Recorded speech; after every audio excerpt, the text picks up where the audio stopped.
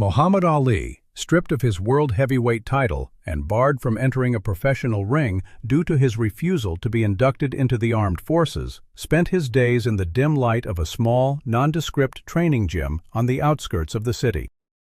The walls of this sanctuary were saturated with the permanent scent of aged leather, stale sweat, and cheap linoleum, while the rhythmic thud of his gloves against a heavy bag echoed through the empty space like a metronome marking the passage of lost time. He was only 25 years old, standing at the absolute zenith of his physical prowess. Yet the vast world that had once belonged to him was rapidly shrinking to the dimensions of this sweltering room. Newspapers across the nation branded him a traitor, and athletic commissions, one by one, systematically revoked his licenses, leaving the most formidable athlete of the era without a livelihood and without the means to perform the very task for which he had been born.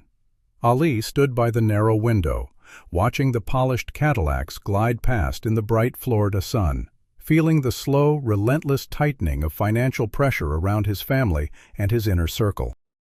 His pockets were empty, and the invoices for legal counsel grew with each passing day, accumulating into an immovable mountain of debt that threatened to crush any man deprived of the right to earn through his own labor. The silence of the gym was heavy with the weight of an uncertain future, as the cheers of millions were replaced by the solitary sound of his own breathing. He moved through his footwork drills with a ghost-like grace, his speed undiminished even as his purpose was officially denied by the highest authorities in the land. The vibrant energy of the city continued just outside the door, oblivious to the internal battle of a champion who was being forced to choose between his conscience and his survival.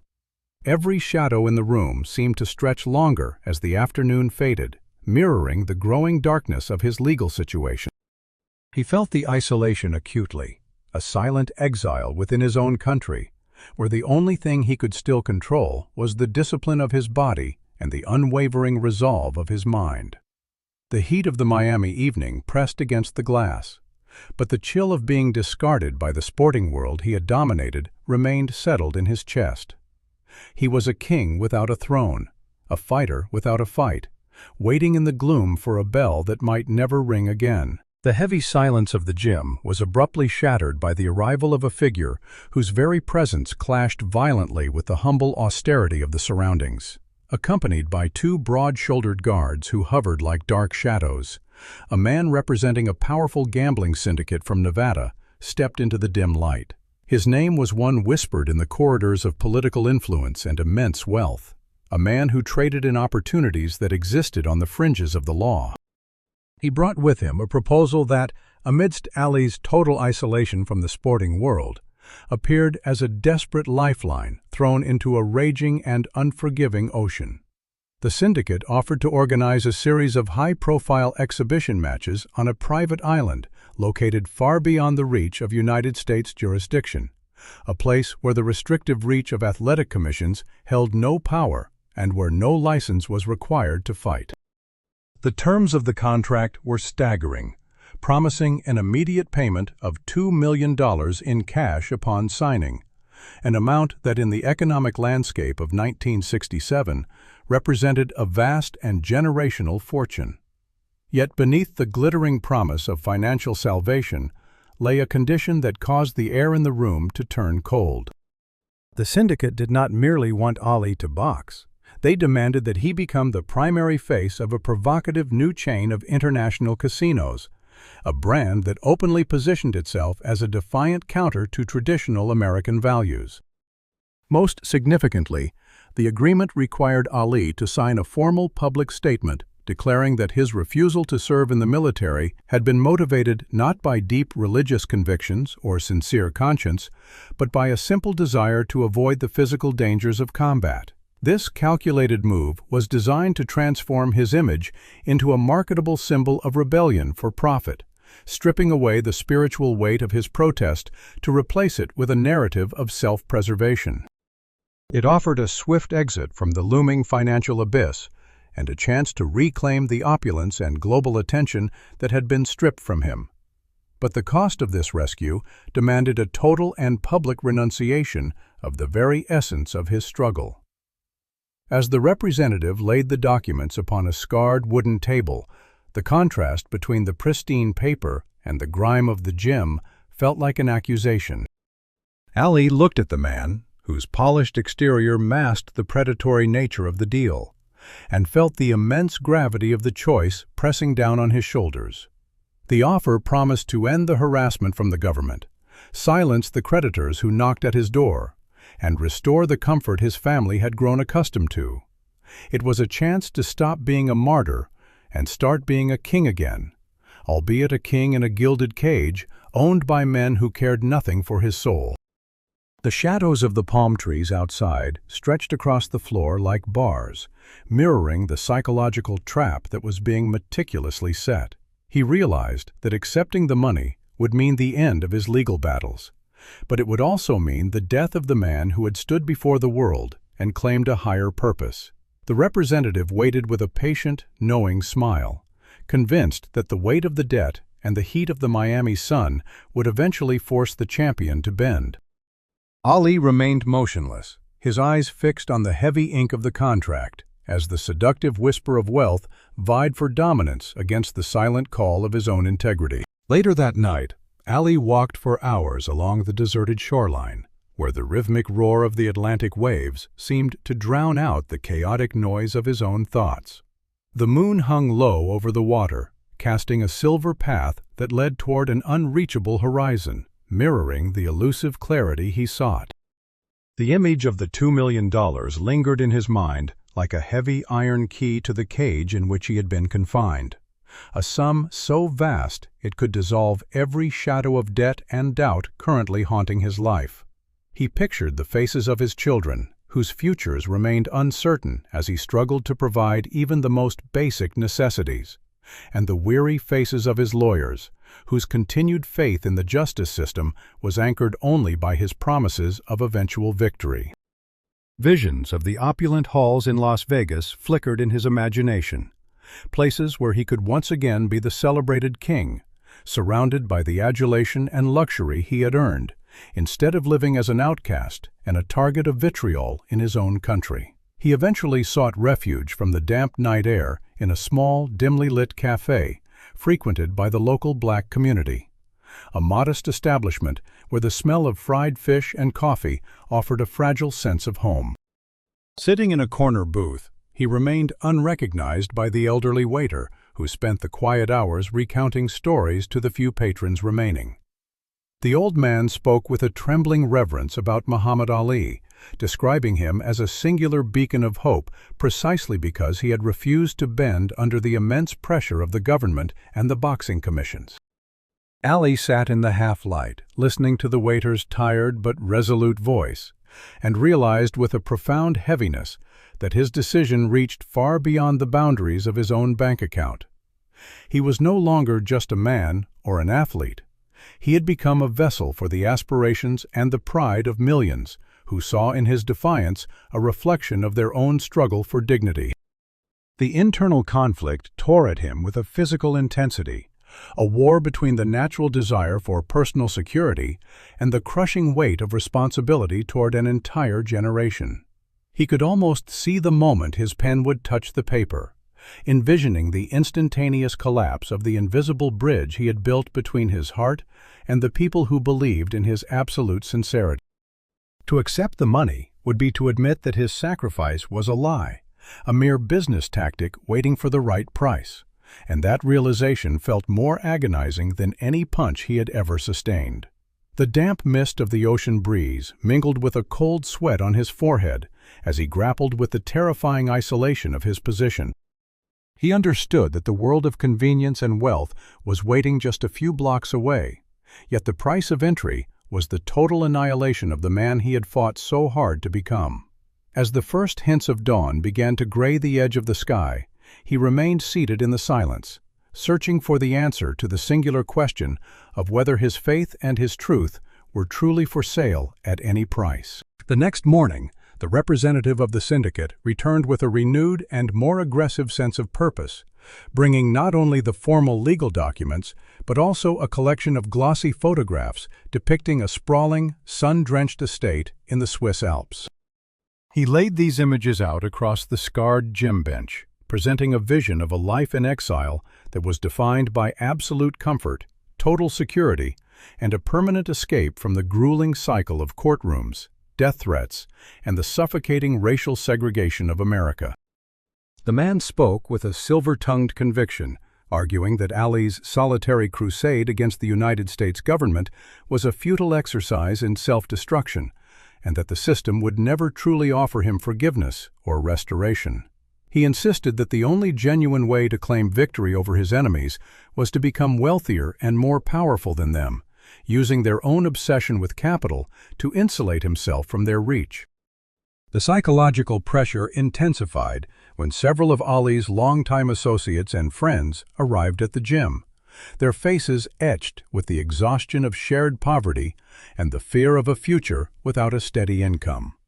They began to plead with him to accept the offer, whispering that high-minded ideology could not put food on a table or pay the mounting back rent for their homes.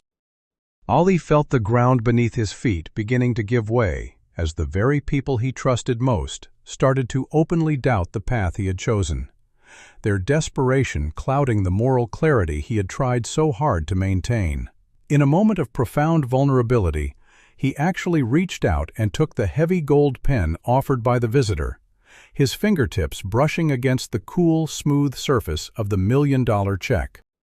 The entire world seemed to hold its breath, the air in the sweltering room turning stagnant as it appeared the narrative of the greatest fighter on earth was about to take a sharp turn toward the ease of betrayal and the safety of silence.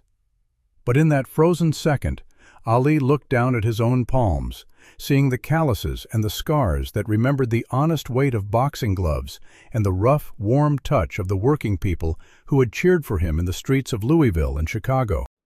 He felt a sudden, visceral wave of revulsion toward the sterile, hollow luxury being dangled before him, realizing that the comfort of a Swiss palace was merely a more expensive form of the same bondage he was fighting against.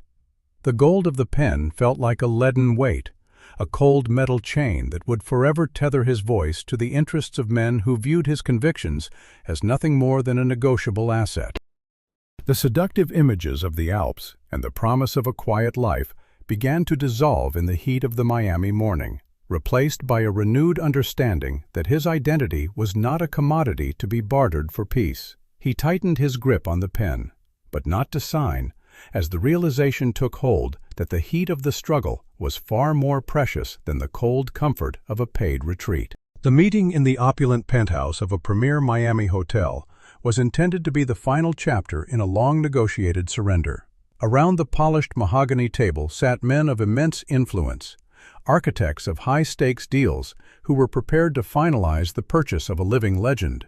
A photographer stood poised in the corner, his lens aimed to capture the exact moment when the most defiant man in America would finally lower his guard and sign away his dissent. Ali entered the room without ceremony, still wearing his scuffed training boots and a simple tracksuit that seemed to absorb the aggressive brilliance of the crystal chandeliers. His expression was unnervingly calm, but within his eyes burned the same concentrated fire that had once forced his opponents in the ring to retreat in sudden, instinctive fear. Before him lay the heavy legal documents and the check for a sum so vast it possessed the power to rewrite the entire history of his personal hardship. Instead of taking the seat offered to him, Ali walked slowly to the expansive, floor-to-ceiling window, looking out over the sprawling city of Miami and the shimmering coastline he had come to love. He stood there for a long moment, a solitary silhouette against the bright Florida sky, before turning back to face the room with a voice that would later be described as the awakening conscience of a nation. He stated with quiet, absolute authority that the faith of a man could never be a subject for auction, and that his deepest convictions possessed no market value. He declared with startling clarity that he would rather spend his days cleaning shoes on a street corner as a free man than reside in a golden palace as a purchased slave to another man's agenda. With a single, deliberate motion, he rejected the millions of dollars, the promised estate, and the guarantee of personal safety, dropping the check back onto the table like a piece of worthless scrap paper. In that precise instant, the atmosphere in the room shifted irrevocably, as he ceased to be merely a disenfranchised athlete and transformed into an invincible symbol of human integrity. The representatives of the syndicate, stunned by the sudden collapse of their leverage, erupted into a controlled fury, directed threats of total financial ruin and permanent professional oblivion at him. They promised that the world would forget his name and that the system would crush him into the dust of history. But Ali only offered a serene, knowing smile in response. He felt a profound sense of triumph that transcended any championship belt he had ever held, realizing that he had just secured the most vital victory of his entire career. He had conquered the twin specters of fear and greed that had sought to colonize his spirit, emerging from the encounter with his dignity entirely intact. As the powerful men shouted about contracts and consequences, Ali simply turned his back on the money and the luxury, walking toward the door with the lightness of a man who had truly realized that his soul was not, and never would be, for sale.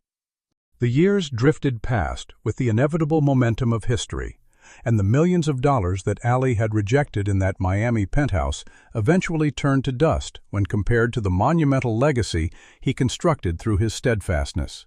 The story of his refusal to strike a deal with the syndicate remained largely in the shadows for a long time, yet it served as the unspoken foundation of his reputation as a man who was fundamentally impossible to break.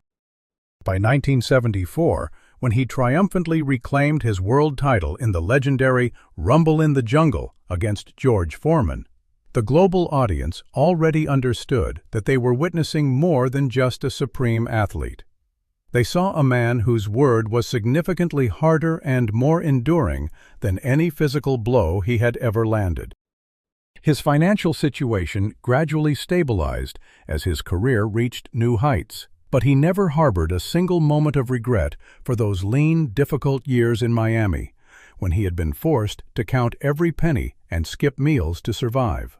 The crucible of his spirit had been hardened in the intense fires of those early trials, and when the 1980s arrived and a progressive illness began to diminish his physical strength, his moral authority only seemed to expand in the eyes of the world.